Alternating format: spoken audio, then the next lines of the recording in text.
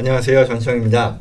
먼저 전과 마찬가지로 이 뉴스에 대한 부분 다뤄보겠습니다.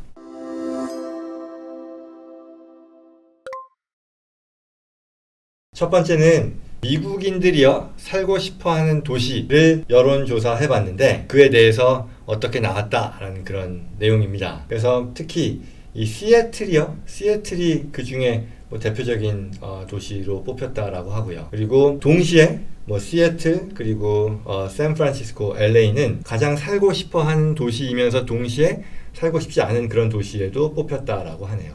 굉장히 어떤 선호도가 양극화된 그런 도시인 거겠죠.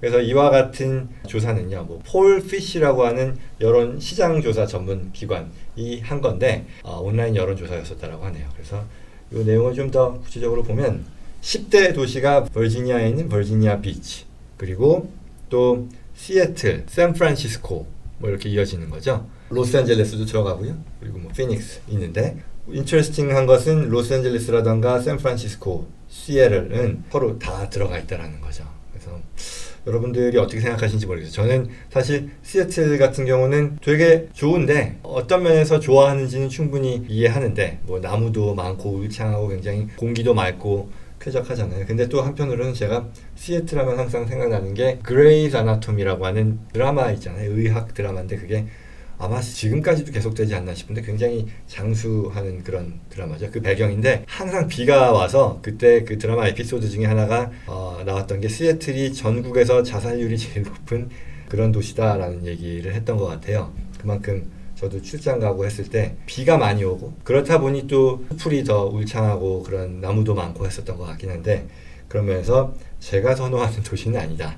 저는 맑은 날씨, 캘리포니아 날씨를 좋아하거든요. 그래서 그건 아닌 것 같다입니다. 그리고 특히 이제 밀레니얼들이 좋아하는 도시로 시애틀이 많이 뽑혔다라고 하네요. 그래서 아마도 빅테크 기업들도 가고 있고 또 시애틀 그러면은 이 워싱턴 주이잖아요. 그렇다 보니 이 스테이트 인컴 텍스가 없습니다. 그것도 굉장히 어트랙티브한 그런 거죠.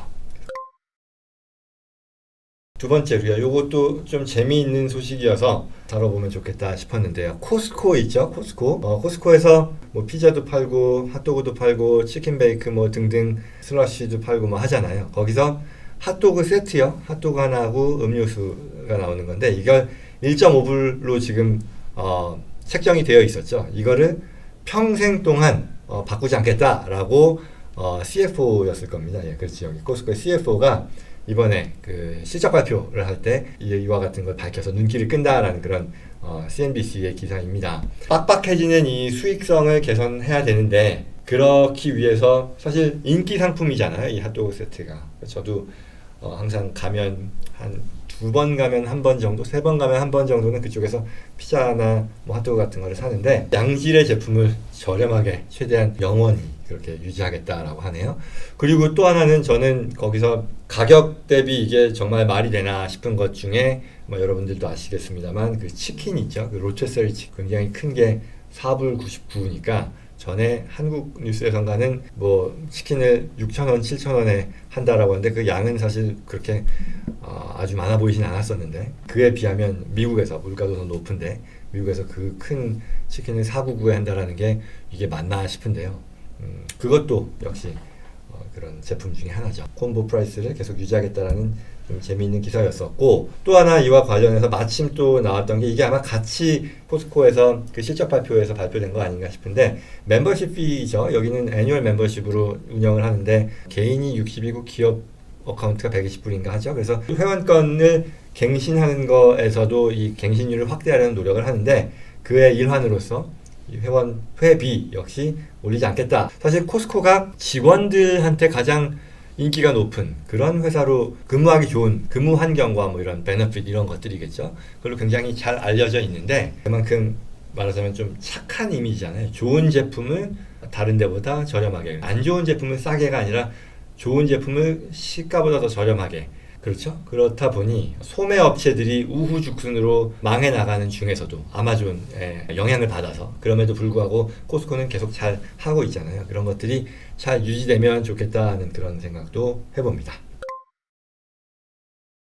그 다음 소식으로요. 이제 8년 뒤면은 미국 내에 차 판매, 그러니까 판매되는, 미국 내에서 판매되는 차의 절반이 전기차가 될 것이다 라는 얘기죠. 52%. 그리고 thanks to tax credit이니까 이거는 이번에 IRA죠. Inflation Reduction Act에서 7,500불 리베이트 또는 뭐 텍스 크레딧 나오는 거 있잖아요. 요거를 얘기하는 거죠. 전기차로 이제 전환되는 속도가 점점 더 빨라지겠다라는 그런 예상인 거죠. 2030년이면 52% 절반 이상이 전기차가 될 거다. 판매되는 승용차. 8년이면 그렇게 뭐 먼 나라 얘기가 아닌데 전기차 지금 차 돌아다니는 걸 보면 이게 절반이 전기차라는 거는 굉장히 큰 시장의 변화잖아요. 그래서 그렇게 그럼에도 그와 같은 속도가 계속 엑스퍼다이트 될 거다라는 그런 기사입니다. 조 바이든 대통령도 그렇게 할 거다라고 목표를 했었는데 그렇게 될 것 같다라는 그런 프리딕션 예상치가 나왔다라는 거죠.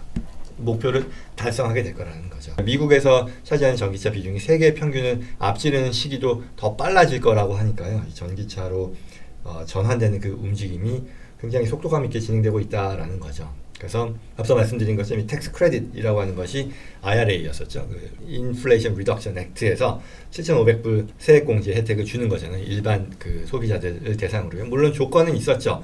뭐 차량 조립 조건이 뭐 북미 지역에서 조립되어야 한다라는 거, 뭐 중국산 배터리를 쓰면 안 된다라는 거, 뭐 이런 게 있었으니까 있긴 하지만 그럼에도 불구하고 굉장히 큰 영향을 미치는 제도로 예상된다라는 게 뉴스의 내용이고요. 그래서 또 이제 저희는 한국 사람이니까.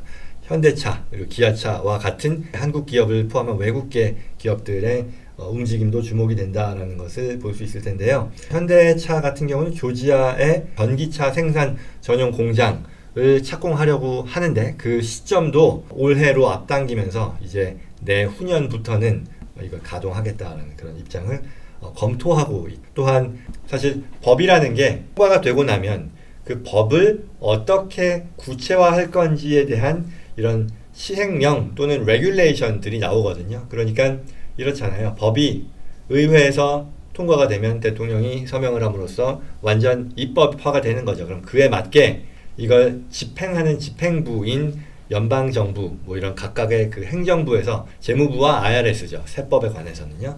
여기서 필요한 레귤레이션들을 다 만드는데 이 작업을 또 한참 진행하고 있는 중이다라는 게 최근 월스트리트 저널에서 다루어졌고요. 그래서 그와 같은 내용들을 어떻게 할 것이냐 이것 때문에도 사실 좀 말이 많죠. 한국에서도 국회의원들이 와서 또는 대통령이 조 바이든 대통령을 만나서 뭐 이런저런 얘기를 했네 말았네 뭐 이런 얘기들 나오잖아요. 결국은 이 혜택 전기차 생산과 관련해서 주어지는 혜택을 한국계 기업들에게도 부여해야 된다. 제약 조건을 좀 완화시켜달라는 그런 움직임일 텐데요. 이게 어떻게 반영이 될지는 결국 지금 입법 이후에 진행되고 있는 레귤레이션 작성 그 과정에 반영이 될 것이다. 그래서 이런 배경에서 지금 각 뭐 한국 정부뿐만 아니라 이런 움직임을 이해하면 좋겠다 싶습니다.